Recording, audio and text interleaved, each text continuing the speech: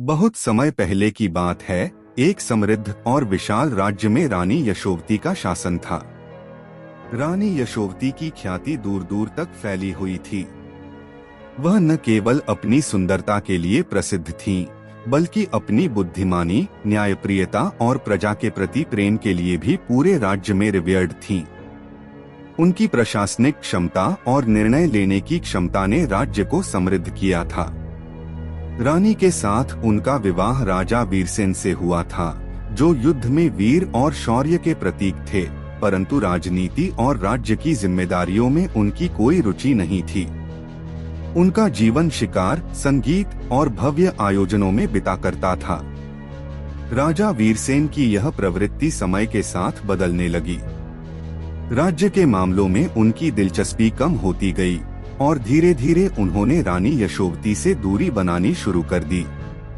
रानी के लिए यह स्थिति दिल तोड़ने वाली थी, क्योंकि उनका प्यार और समर्पण कभी भी कम नहीं हुआ था।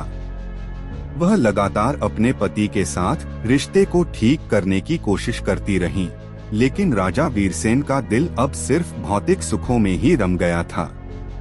एक दिन रानी यशोवती ने निर्णय लिया कि अब वह इस रिश्ते को और नहीं झेल सकती।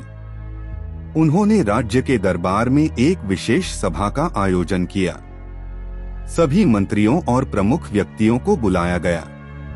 उस दिन रानी का चेहरा गंभीर था और उनकी आंखों में आत्मविश्वास और दृढ़ता की चमक थी।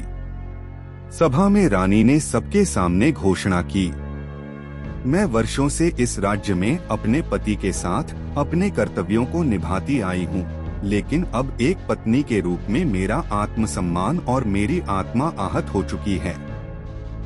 मैं इस विवाह को अब केवल नाम के लिए नहीं रख सकती। आज मैं एक रानी नहीं, बल्कि एक स्त्री के रूप में निर्णय ले रही हूँ। मैं राजा वीरसेन को त्यागती हूँ। यह घोषणा सुनकर पूरा दरबार स्तब्ध रह गया। राजा वीरसेन को तो इसकी उम्मीद नहीं थी। पहले वह क्रोधित हुए, लेकिन फिर रानी की दृढ़ता और उनकी आंखों में समाये दर्द को देखकर उनके दिल में शांतिपूर्ण बदलाव आया। रानी ने वह कदम उठाया जिससे न केवल उनका आत्मसम्मान वापस आया, बल्कि राज्य भी एक नई दिशा में अग्रसर हुआ। राजा वीरसेन से अलग होने के बाद रानी यशोवती ने एक और महत्वपूर्ण निर्णय लिया। वह जानती थी कि राज्य को एक योग्य उत्तराधिकारी की आवश्यकता थी, जो राज्य को आगे बढ़ा सके। इसलिए उन्होंने एक अनोखा आयोजन किया। उन्होंने यह घोषणा की कि जो व्यक्ति एक रात में राज्य की प्रजा की समस्याओं का हल निकाल सकेगा और अगली सुबह तक उसके समाधान के लिए एक स्पष्ट और न्यायपूर्ण योजना प्रस्तुत करेगा, वही उनका नया जीवन साथी और राज्य का राजा बनेगा। राज्य भर से ज्ञानी, योद्धा और बुद्धिमान व्यक्तियों ने इस प्रतियोगिता में भाग लिया। कई लोगों ने अपने विचार प्रस्तुत किए, लेकिन कोई भी रानी की कसौटी पर खरा नहीं उतर सका। सबने अपनी योजनाओं में भव्यता और उत्तेजना का जिक्र किया, लेकिन कोई भी वास्तविक समाधान नहीं दे सका।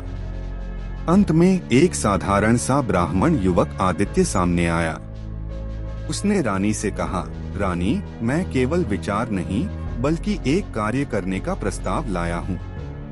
मैं रात भर आपके राज्य के प्रजा के मुद्दों को सुनूंगा और उनकी समस्याओं के समाधान के लिए एक व्यवहारिक योजना बनाऊंगा। रानी ने उसे मौका दिया। आदित्य ने पूरी रात राज्य के हर कोने से प्रजा की समस्याओं को सुना। वह न केवल उनके दुख और समस्याओं को समझ पाया, बल्कि उसने उन समस्याओं का हल भी सुझाया।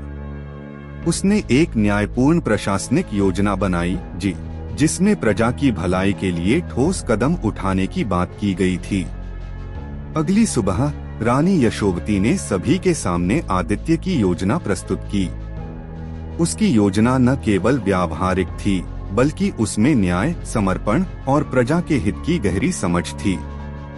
रानी ने घोषणा की, यह वह व्यक्ति है जो एक रात में राज्य का भविष्य तय करने का सामर्थ्य रखता है। आदित्य, तुम राजा बनने के हकदार हो। आदित्य को इस निर्णय पर कोई आश्चर्य नहीं हुआ, क्योंकि उसने न केवल अपनी बुद्धिमानी से राज्य को एक नई दिशा दी, बल्कि उसने एक स्त्री के आत्मसम्मान और अधिकार को भी समझा था। आदित्य का चयन यह दर्शाता था कि रानी यशोवती केवल एक बुद्धिमान शासिका ही नहीं, बल्कि एक समझदार और साहसी स्त्री भी थीं। आदित्य राजा बने और रानी यशोवती ने एक नए युग की शुरुआत की।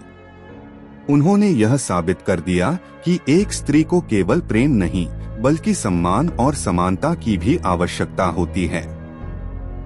जब वह अपने आत्मसम्मान के लिए निर्णय लेती है, तो वह न केवल अपनी, बल्कि पूरे समाज की दिशा बदलने का सामर्थ्य रखती है।